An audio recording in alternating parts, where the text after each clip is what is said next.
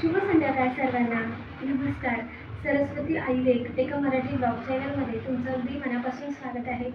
आजचा दिवस तुम्हाला खूप छान आनंदाचा गेला असेल आणि जाईल हीच देवाजवळ प्रार्थना. आज आमच्याकडे सकाळपासून एवढा पाऊस होता की आणि शिवाय लाईटही नव्हती त्यातल्या त्यात. मग सगळी कामं आत्तापर्यंत खोळंबली होती. आता कुठे सगळी कामं म्हणजे लाईट आली आणि मग पाणी आलं. तर 5-6 वाजेपर्यंत कामच चालू होती. आता सगळी कामं आटोपली. म्हटलं भाजी वगैरे आणायला जाऊ. तर चला मग लवकरच मग म्हटलं स्वयंपाकही बनवून घेते, पटकन दिवस आहे तोपर्यंत. म्हणजे ना पहिले जे होते ना जुने लोक, हा. जुने ते ना काय व्हायचं ना ते बरोबर सोडायचे. काय करतात ते म्हातारे लाईट अजून जाईल म्हटलं म्हणून दिवस असता स्वयंपाक करायलाही घेतलं, तर पाणी आणि लाईटीमुळे खूप वांदे झाले होते. आणि अजून लाईट जाईल मग पाणी जाईल, तर त्या पाण्याच्याच आमच्या गप्पाही चालू होत्या. ते शेजारच्या ताईनं आम्ही चाललो होतो भाजी आणायला, तर ते सांगत होत्या की आधी टाकी नाही भरून ठेवत, आधीचे लोक बरोबर भरून ठेवत होते. आता हे माणसं आले तर पाणी लाईट आली तरी टाकी भरून ठेवत नाही वरची, असंच त्या सांगत होत्या. अशाच आमच्या गप्पा चालू होत्या. तर इथे म्हटलं भाजीलाही काही जास्त नव्हतं तिथे, तर फक्त मी इथे एकच भाजी आणली. म्हटलं तीही भाजी मग सकाळी होईल, त्यासाठी आता म्हटलं खिचडीच बनवून घेते आणि थोड्या जाड मिरच्या होत्या त्याचा ठेचा करून घेते. तर इथे चिरण्याचं साहित्य घेतलं मी खिचडीसाठीच. पिवळी साधी फिकी खिचडी बनवून घेते म्हटलं, आणि हिरवी मिरची ठेचा आणि चपात्या. कारण की सकाळपासून इकडनं पाणी वगैरे आणून फार थकायला होत होतं. म्हटलं आता अजून कोणता लांबणीचा स्वयंपाक करू, आणि शिवाय लाईट गेली तर पुन्हा वांदे होतील. मग त्यासाठी पटकनच जेवण बनवायला घेतलं. म्हटलं उजेड आहे आणि खिडकीतून उजेड येतं, मग लवकर स्वयंपाक होईल तर तेही निवांत होईल. म्हटलं जर लाईट गेली तर अजून मेणबत्ती लावा, हे करा ते करा, आणि मोबाईलमध्येही मग बॅटरी राहत नाही, म्हणून पटकन असं जेवण बनवायला घेतलं. तर फिकी खिचडीसाठी मी इथे एक कांदा घेतला, एक टोमॅटो, एक मध्यम मोठा असा बटाटा घेतला, साल काढून घेतलं. माती होती, बटाट्याला धुवून पुसून घेतलं आणि असे गोलच त्याचे काप करून घेते. लसूण वगैरे, कढीपत्ता, जास्त काही मसाला नाही, फक्त अशी फिक्की खिचडीला कोथिंबीर, कढीपत्ता, टोमॅटोमध्येही छान होते. तर कांदा मी असा उभा पातळात चिरून घेते. आणि असं चिरण्याचं सर्व साहित्य, कणिक भिजायचं जे बसून कामं येते अशी पटापट मग खाली करून घेते, आणि मग नंतर एकदा किचनवर उभं राहिलं की फक्त मग टाकायचंच राहतं म्हटलं, म्हणून इथे चिरण्याचंही साहित्य तयार करून घेते. तर कचरा मी असा एका वाटीत टाकते आणि मग त्यानंतर डस्टबिनमध्ये. जास्तही मग कचरा होत नाही, कारण दिवसभरची आवरावरच चालली, थोडीही विश्रांती नाही म्हटलं, आणि त्यातल्या त्यात अजून लाईट जाईल, म्हणून मग दिवसाच पटकन जेवण बनवायला घेतलं. तर साधी फिकी खिचडीच अशी बनवते. पाण्याचंच आमच्या शेजारच्या ताईच्या आणि आमच्या गोष्टी चालल्या होत्या, की त्या म्हणतील जर आता गरम होतंय तर पाऊस येऊ शकतो, चलता का भाजीला? मग भाजीला गेलो तर तिथेही काही जास्त भाज्या नव्हत्या. तर म्हटलं उद्याकडे आपण जाऊयात भाजी आणायला. तर त्यासाठी फक्त मग इथे मी फिकी खिचडी बनवते आणि मिरचीचा ठेचा. तर लसूण मी ठेचला नाही, अशीच काप करून घेते. मोठा लसूण आहे, तर पटपट असे बारीक काप होतात त्याचे. म्हणजे मोठ्या लसणाचे कापही करता येतात. बारीक लसूण असला तर अजिबात कापताही येत नाही. तर त्यासाठी मग असा लसूणही बारीक चिरून घेतला, किंवा ठेचूनही घेऊ शकतो. एखाद वेळेस मी मसाल्याची खिचडी बनवते, पण आता चपात्या आहे, ठेचा आहे, म्हणून फिक्की खिचडी बनवते. कारण मुलांना भात म्हणजे पाहिजेच पाहिजे. मग म्हटलं अजून वरण करा, भात करा, त्यापेक्षा तुरीची डाळ घालून फिक्की पिवळी खिचडी बनवते आणि ठेचा चपात्या. तर इथे टोमॅटोही मी असं लांब फोडींमध्ये चिरून घेते. आधी मी कणिकही भिजवून घेतली. म्हटलं हे चिरण्याचं कापाकापीचं होईपर्यंत तोपर्यंत मग कणिकही मुरते. आणि टोमॅटोच्या पण हे पहा अशा लांबच फोडी केल्या. खिचडी दिसायलाही मस्त दिसते फिक्की खिचडीत, आणि चवीलाही छान लागते अशी फिक्की खिचडी. अगदी छोटूसाच असा अद्रकचा तुकडाही घेतला आहे. म्हटलं इथेच ठेचून घेते तोही.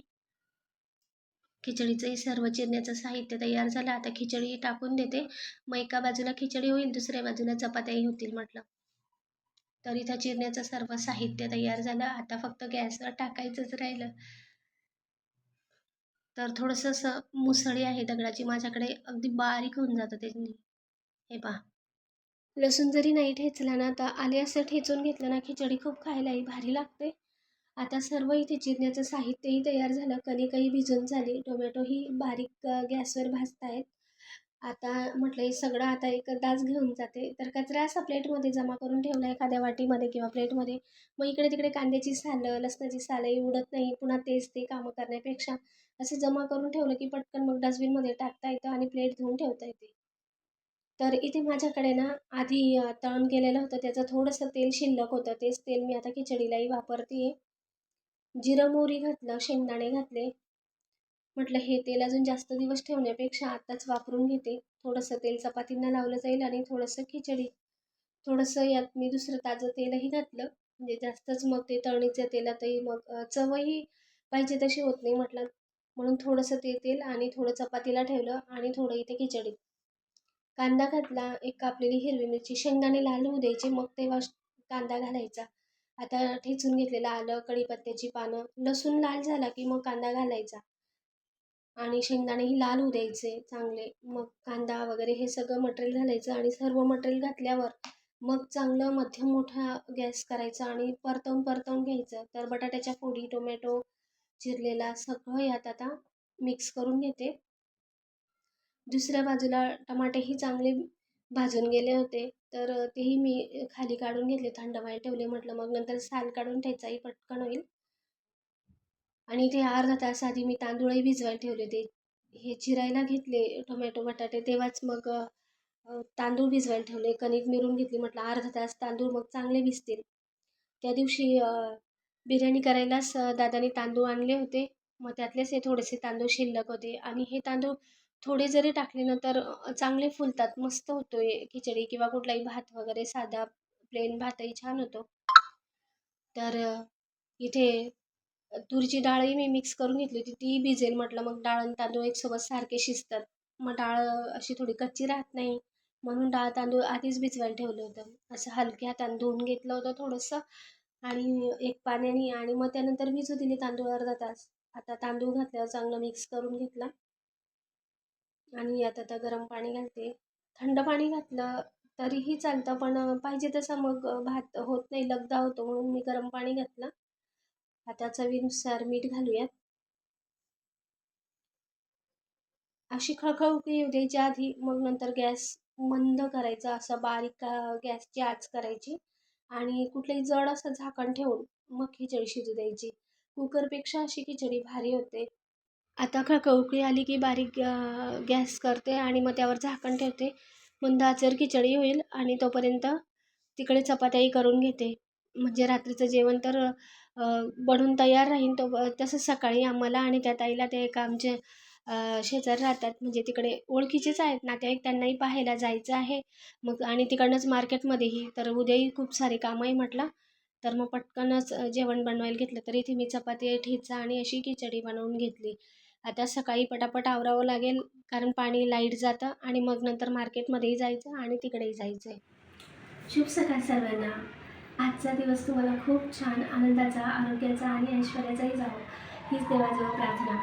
तर आता घरातील सगळं आवरून घेतलं. म्हटलं थोडंसं भाज्या वगैरे आणायच्या आहे मार्केटमधून. काल इथूनच थोडीशी भाजी आणली होती आणि पाऊसही यायला लागला होता. म्हटलं आता मार्केटमध्ये जाऊन भाज्या थोड्या स्वस्तही भेटतात आणि आपल्याला हवी ती भाजी भेटते. तर मग आता मार्केटमध्येच निघाली. चला. तर इथे मी आणि मैत्रिणीचा मुलगा आहे, तर त्याला घेऊन तू ये म्हणे. मी तिकडनंच तिथे मार्केटमध्ये थांबते. तिला थोडंसं पुढे काम होतं. मी म्हटलं मला एवढा वेळ नसणार, मग तू आधी जाऊन ते तुझं काम करून घे, काय ते दुकानाचं वगैरे किराण्याचं, मग आपण फक्त मार्केटला जाऊयात. मग म्हणे की तू माझ्या मुलाला घेऊन ये. मग दोघं आम्ही रिक्षात बसून जातोय आणि ती आमची मग इथे भाजी मंडीमध्ये वाट बघत होती. तर इकडे मग भाज्या घ्यायला आलो. तर टोमॅटो, शिमला मिरची, भाज्या होत्या, पालेभाज्या तर एवढ्या नव्हत्या, फळभाज्याच जास्त होत्या. होत्या ताज्या, फ्रेश, पण महागच होत्या सगळ्या भाज्या. तर मग शिमला मिरची वगैरे असं 2-3च भाज्या घेतल्या इथे सुद्धा, कारण की बजेटच्या बाहेरच होतं मग आणि एवढा बजेटही नव्हता. तर इथे ना तिला तवा घ्यायचा होता डोश्यासाठी. मी म्हटलं मी सुरी बघते, कारण की सुरी खराब झाली होती. त्याला चिकट टेप लावूनच मी आता 2-4 दिवस किंवा 1 आठवड्यापासून तेच करत होती. मग त्यासाठी सुरीही बघत होती. 1-1.5 आठवडा झाला त्याच जुन्या सुरीने चिरत होती, चिकट टेप लावून वगैरे. आता इकडे सर्व घेऊन झाल्यानंतर की ऊसाचा रस घ्यायला आलो. पाऊस तर काही पडत नाही, पण अगदी दमट वातावरण होतं, थोडं आभाळ येतं आणि अगदी गरम होत होतं. म्हटलं इथे ऊसाचा रस घेऊ, कारण इथून ब्रिज ओलांडून पुन्हा आपल्याला तिकडे जायचं आहे आणि रिक्षाही फार उशिराने भेटेल, मग पायी जायचं आहे म्हटलं, थकायलाही होतं. मग इथे आम्ही ऊसाचा रस वगैरे घेतलं, कारण पिशव्या घेऊन जायचं म्हटलं जीवावर येतं. पिशव्या घेऊन दादराही चढलो, तिथपर्यंत पायी आलो आणि रिक्षाही लांब आहे, मग एवढ्यासाठी काय रिक्षा करायचं, पायी पायी चालू. आणि मग आता पाणी घेतलं. त्याच भाज्या घेऊन आली. भाज्या एवढ्या महाग होत्या, कांदे नव्हते, मला कांदे जास्त अर्जंट होते, कांदा आणि लसूण. बाजारात लसूण आणि कांदा चांगले स्वस्त होतं, मोठा लसूण आहे आणि कांदाही चांगला आहे. इथे खूप महाग होते लसूण आहे, 100 रुपये पाव, आणि इथे 30 रुपये किलो कांदे आणि लसूण 60 रुपये पाव. बाजारात हा फरक पडतो. म्हटलं कांदा आणि लसूण मला अर्जंटच घ्यायचं होतं. आणि मग त्यानंतर शिमला मिरची आणली. एक 4-5 भाज्या आणल्यात, हिरवी मिरची, शेवग्याच्या शेंगा, मसाला वगैरे. आणि हे नारळही ते म्हटलं 50 रुपयाला आहे. हिरवी चटणी वगैरे करायला लागते कधी डोसा इडली बनवली तर. तिकडे 25 रुपयाला होतं, तर मग बाजारात चांगला हा फरक पडतो थोडंफार. 2 पैसेही वाचतात आणि रकमही चांगली, वस्तूही आपल्याला चांगली भेटते. इथं जास्त रक्कम देऊनही पाहिजे तसं आपल्याला भेटत नाही म्हटलं, मग तेवढ्यासाठीच बाहेरची कामंही होतील आणि थोडंफार भाजी वगैरे आणल्या जाईल. तर जाड मिरची आणले आणि दादाला आंबे आवडतात म्हणून जास्त काही नाही, अर्धा किलोच आंबे आणले. मोठा आंबा आहे पण भारी, आता सीजनही संपेल म्हटलं, आणि आंबेही खराब झाले होते, हे थोडे आंबे चांगले दिसले, मग अर्धा किलो घेऊन आली. त्यानंतर सुके बोंबील वगैरे अशा भाज्या घेऊन आली, काही कडधान्य वगैरे बाजारातूनच. तर असा हा आजचा साधा सोपा व्लॉग होता. तुम्हाला कसा वाटला कमेंटद्वारे नक्की कळवा. लाईक, शेअर, सबस्क्राईब करा. पुढच्या व्लॉगमध्ये पुन्हा भेटूया. तोपर्यंत बाय बाय.